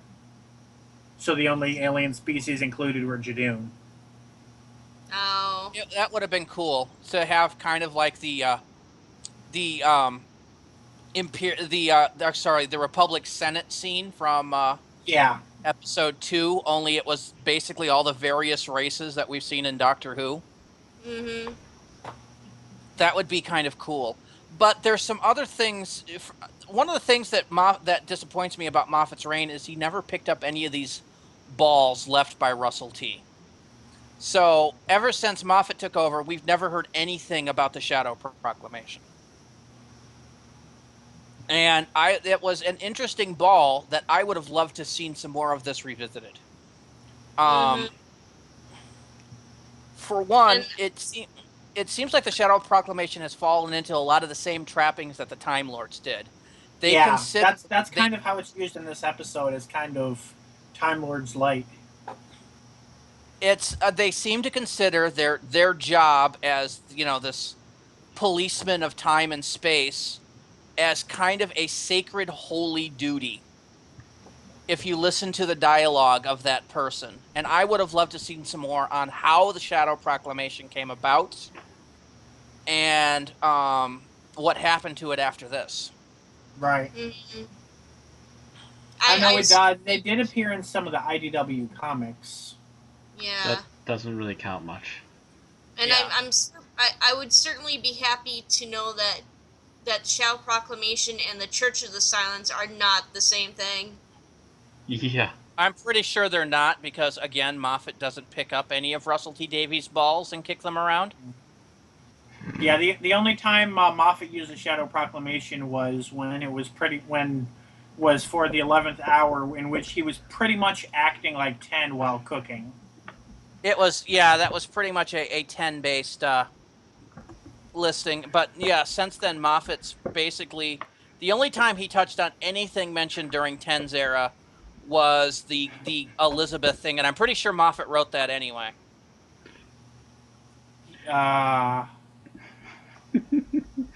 Russell T put it in. I mean, it was in a Russell T penned episode. It was the Shakespeare. I'm not sure who wrote the Shakespeare Code. Well, no, the Shakespeare Code was her pissed, but the whole. Oh, you're talking about the End of Time.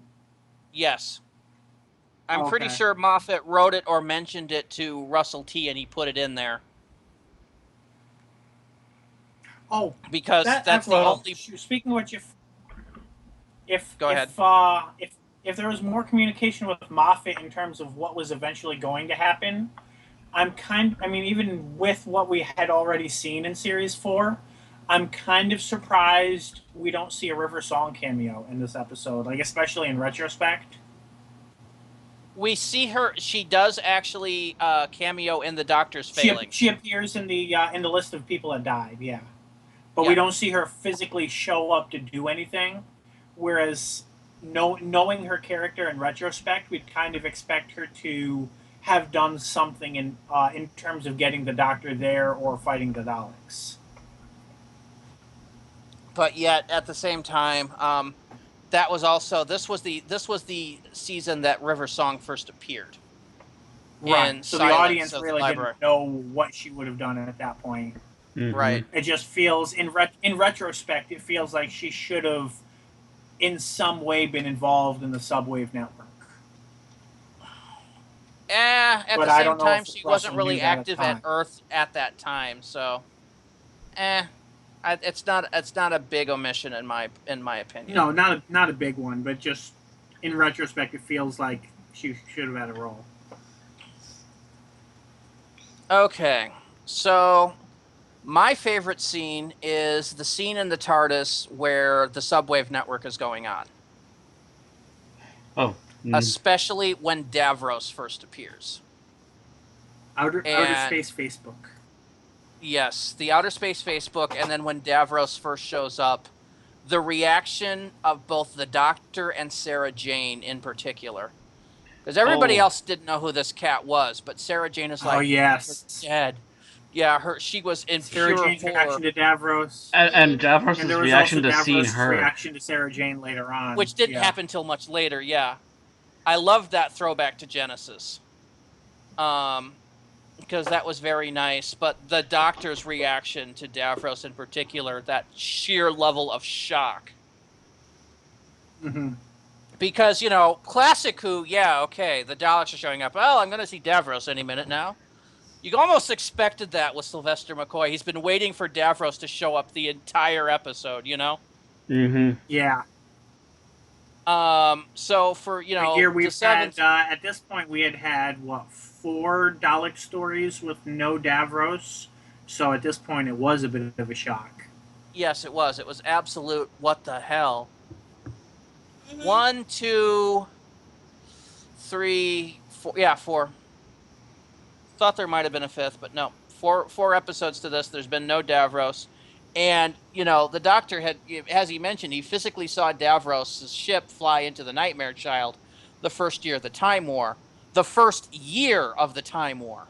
I don't know. So the entirety of the Time War went on while he was thinking Davros is dead, and then everything afterwards. It's very weird that they say the first year of the Time War when the person who wrote this episode considers Genesis to be the start of the Time War. There were many years between Genesis and Remembrance. Genesis is considered the first shot, but it continued on in a cold Time War for the rest of Classic Who. When he said the first year of the war, that's the hot war. Like, maybe we can consider it the first year of the John Hurt Time War. That would make more sense to me. Obviously, they didn't know John Hurt at that time. Actually, John Hurt wouldn't have been part of the start of it either. It would have been the start of the 8th Doctor in the Time War. Yeah. If you notice, by Night of the Doctor, the war has already been raged on because it's been going on. The thing is... But he'd also been avoiding it, so how would he have seen... He might have been involved with trying to stop Davros. I think he was there in certain events, but he's trying to stay out of it. And Davros would be something that he'd be really partial to trying to deal with. It's also notable the first time the Daleks invaded Gallifrey, he was in the Divergent Universe. At the same time, he says that Davros falls into the Nightmare Child on the fields of Elysium, which he's also mentioned the fact that how he survived it was fighting on the front lines. So that might have been the first year of the War Doctor. That makes a bizarre form of sense. Right. Yeah.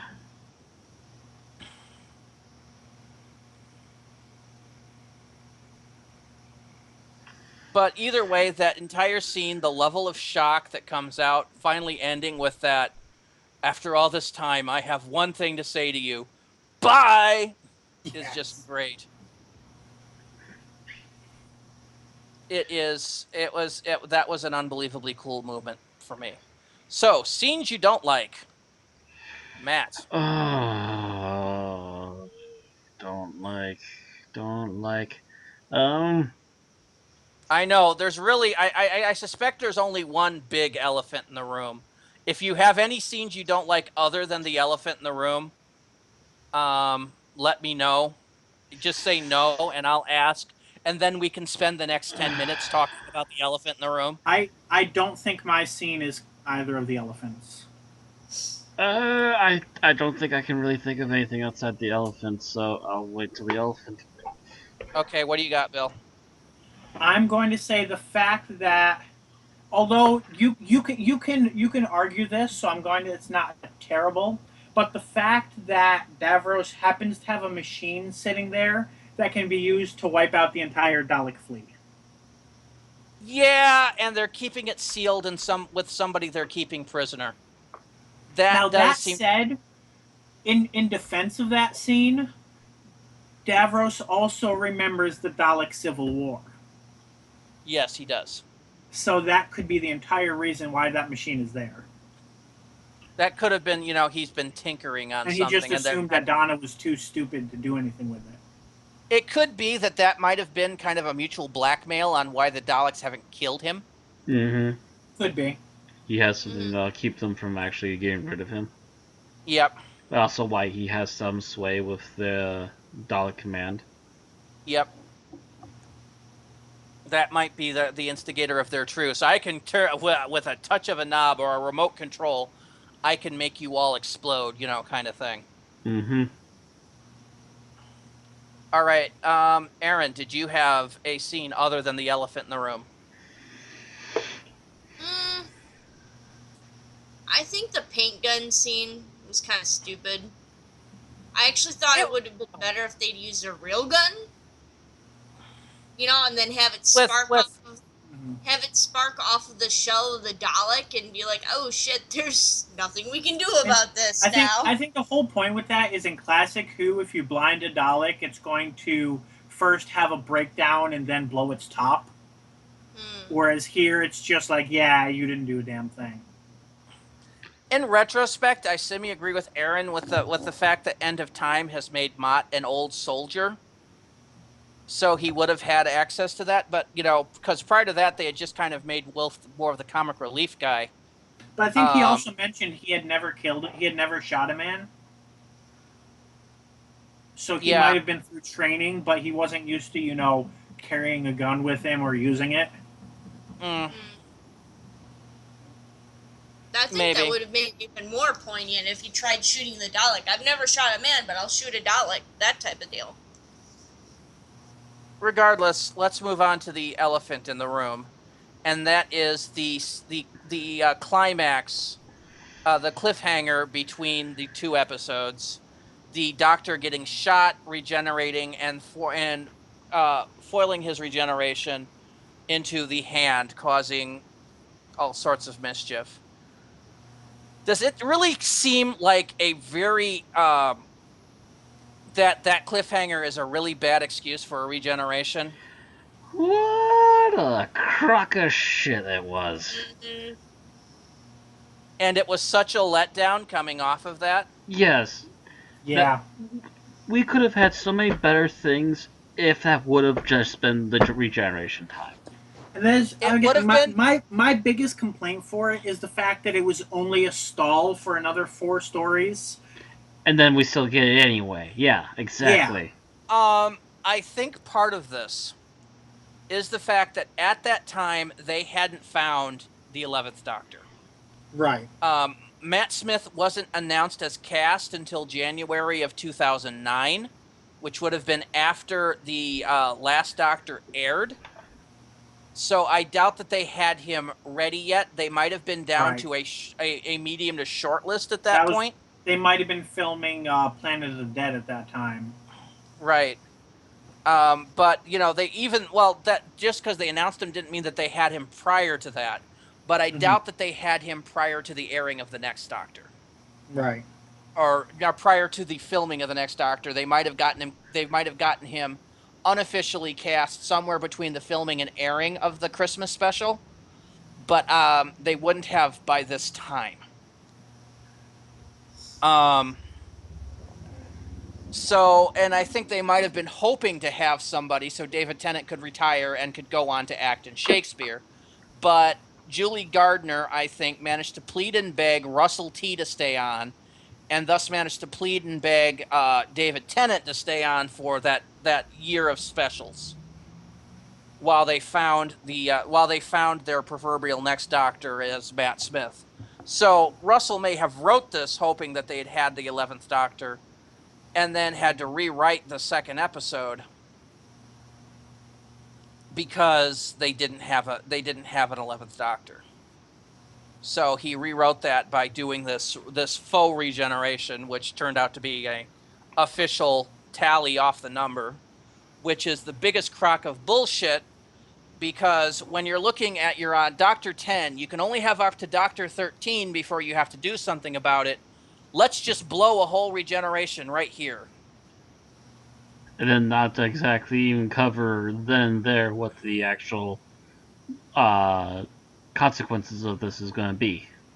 Yeah, let's just I know, I mean, completely rewrite how regeneration physics works. Oh, and Yeah. also not to mention, kind of make the 10 look like a bit of a selfish dick.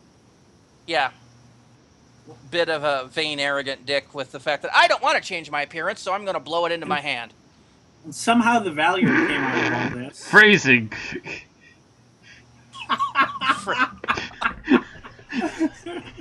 Oh, screw you, Matt. Also phrasing.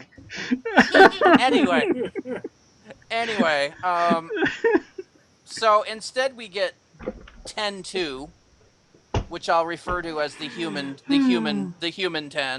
Human 10, yeah. Yeah, I'm 'cause when you labeling say them like 10-2, Final Fantasy game. When you say 10-2, my thought is that last season of Tennant when he's not the 10th Doctor, but he's not yet the 11th. But, yeah, there's also the fact that there's 10 in another body. Yeah. Which, well, that whole plot line wasn't that bad. It was really just an excuse to give Rose a happily ever after. So I kind of wish they could have avoided that entire whole scenario. Because it was, there to give everybody a huge cliffhanger to go, hey, look, he's regenerating now. No, he's not. Give Rose a happily ever after and give them an excuse to wipe Donna's memories. Also, I would point out, you can tell how out of the blue that plot line is, because that's the first time the Dalek fired a gun without yelling exterminate first. Mm-hmm. Yeah, that's in like not right. 50 years. Mm-hmm. The one time a Dalek does something right and he's at too low of a setting. Yeah. Or just clips him. Yeah, he hits him pretty solidly. It only hit. No, he hit. I think he hit like his arm because only half of his body lit up. Yeah. I thought he hit a kidney. It probably stopped one heart, but I don't think the other heart stopped. He hit like between the shoulder and the hips on one side of the Doctor. Mm. Either way, only half of the Doctor lit up. I think only one of his hearts stopped. Mm-hmm. Well, it might have also done some extra internal damage, but yeah. Yeah. The fact of the matter is, he didn't light up like a Christmas tree. No, it was kind of, it was really kind of contrived, and it really, probably is my only real main bitch about this episode. Mm-hmm. Is, hey, look, we're going to tease the next Doctor. You want the next Doctor? You want the next Doctor? No, we're taking it away from you. Yeah. So let's move on to our final thoughts, considering there's about 5 minutes left of the podcast. No, 10 minutes. So go on, Matt. Other than the elephant in the room, this is probably the best story and one of the best finales this show has actually had since the modern run. Really good effects for the most part. There are some cheesy digital effects here and there, but the practicals worked really well, and again, a nice fast-paced story that didn't linger too long, but might have kept a lot of characters from getting enough time to really shine in certain spots. But overall, a very nice group going, and it ends in a more or less happy ending for everyone except for the Doctor himself, sadly. Which, David Tennant can't have good season endings. No, that apparently seems to be his curse. Yep. All right, Bill. This episode is pretty much a love letter to one of my favorite eras of Doctor Who. I watch this episode at least once a month, sometimes as often as once a week. Brilliant directing, brilliant score, brilliant acting, once-in-a-lifetime casting, and it's just one of my favorite episodes of all time. Aaron? Oh, this is definitely RTD's penultimate, not just his penultimate Daleks episode, but his penultimate episode featuring all the characters that he spent so much time building up from across all the franchises, not just Doctor Who, but Torchwood and Sarah Jane Adventures. It's definitely a must-see. think you're confusing the word penultimate. Penultimate? Yeah, because that means next to last, and it's not his next to last in either of the meanings that you just described. I do not think it means what you think it means. No, I always thought penultimate meant like top of the class. Like No. No, it's it the means ultimate. no. Ultimate is ultimate. Penultimate is almost the ultimate. Oh, really? Yeah. Yep.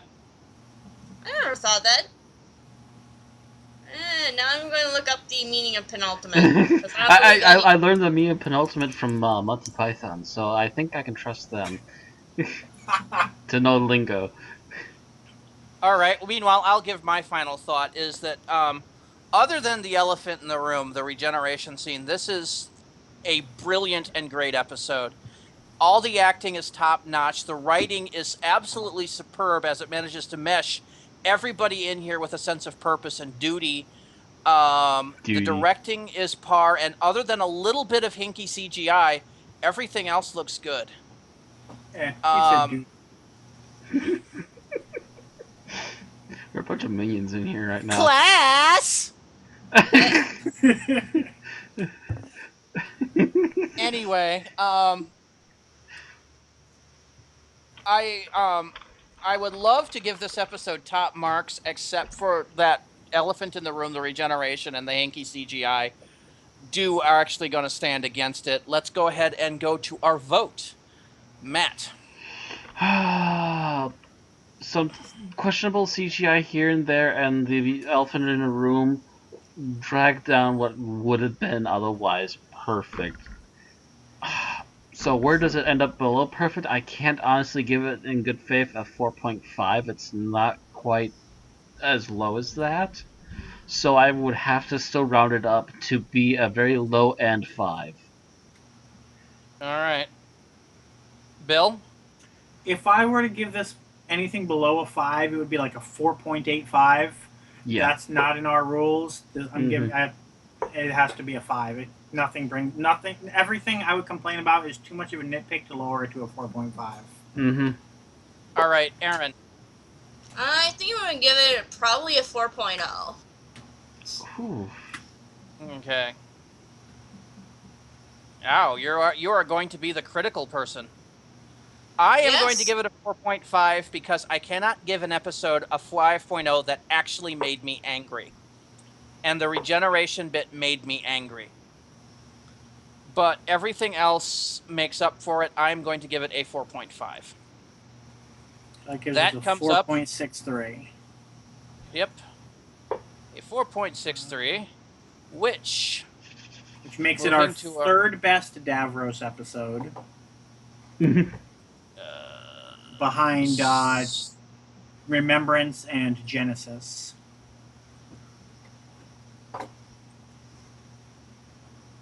Still makes it top 3, so that's pretty good for Davros. It looks like that also makes it our second best 10th Doctor episode yet. And that's looking at from the core because Day of the Doctor actually had below a 5. What was Day of the Doctor's final with everybody? Hold on. Okay. Day of the Doctor rates at a 9 with a 4.7 general rating and a 5.0 from the core. So it's still just below Day of the Doctor. This comes in for David Tennant anyway. At number 10. Literally just below Day of the Doctor. This comes in at number 10, just below Day of the Doctor and just above the Bells of St. John, which has a 4.6 from the ratings. So it is now number 10. Those are two very good episodes. So as much as I cringe that it's not a 5, episodes. Well, I'm sorry. I'm sorry. It was never going to get a 5 because of that regeneration bit.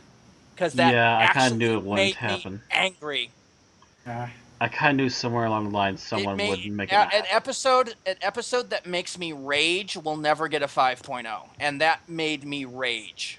Still, those were two very good episodes from an otherwise not the best year. So actually, Actually, no. I like 4. I like Series 4 a lot better than I liked Series 3. No, I mean I'm talking about 2013. The two on the opposite sides of it, Bells of St. John and Day of the Doctor. Oh yeah. Those were by far the best episodes of 2013. Oh yes, I'll agree with you there. There was 2013 was a lot of mediocre and bordering on bad. Very terrible. And I will admit, Rings of Akaten has grown on me over the course of the 2 years since I've watched it. Well, of course you like Dr. Strange's. So, Yeah. Yeah, I think you guys were a little too harsh on it. Well, my part was I liked the first part of it, and then when the singing started, it got kind of boring. But I do like the epic speech at the end, and it's kind of grown on me. But still, that and Cold War both had this era of being half good, half bad. So we're both kind of middle of the road episodes for me. And then it got really bad. Yeah, we both gave Rings of Akaten 2.75. Yeah, I think I would have revised that up to a solid 3. In retrospect. Maybe I would give Rings of Akaten a 3.5, just because of the epic speech at it. So I may be giving that one. That one might get a retro increase from me.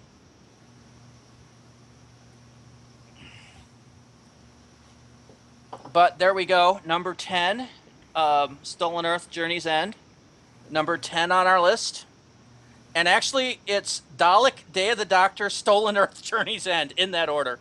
Actually, excuse me. Genesis of the Daleks, Dalek, Day of the Doctor, Stolen Earth, Journey's End. That's not a bad 7, 8, 9, and 10 right there. Right. Almost the entire bottom half of that is all new Who Dalek stories. So, take us out, Bill. All right, well, if you want to watch more about the 10th Doctor in this time period, you can check out our reviews of The Next Doctor and The End of Time. As usual, if those are not on our current YouTube channel, we will get that up there within the next week.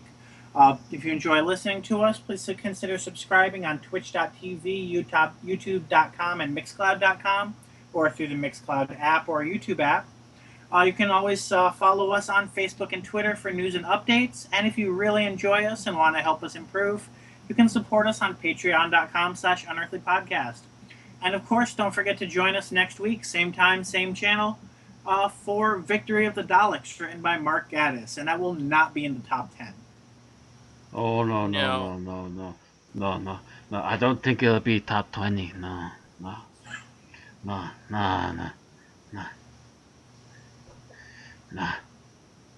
Good night.